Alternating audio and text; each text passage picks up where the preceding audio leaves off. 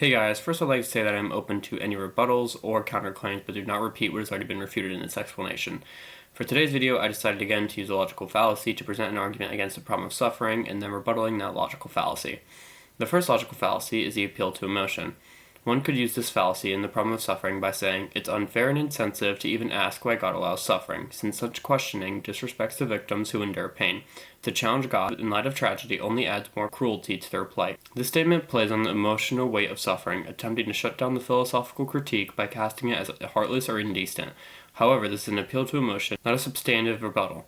Although compassion for suffering is important, dismissing the problem of suffering on emotional grounds avoids engaging with the illogical contradiction raised, the tension between omnipotence, omnibenevolence, and omniscience.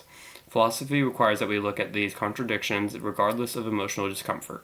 While emotion can highlight the seriousness of the problem, it cannot dissolve the logical challenge itself. The second logical fallacy is the fallacy.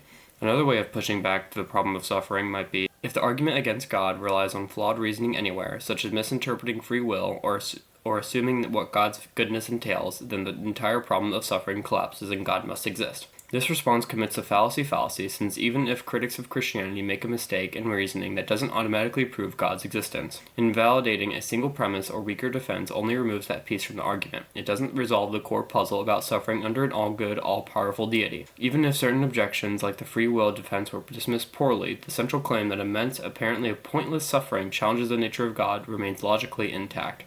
The existence of logical slip-ups does not disprove the deeper question being raised. Again, I am open to any rebuttals or counterclaims, but do not repeat what has already been refuted in this explanation. Thank you, and have a good day.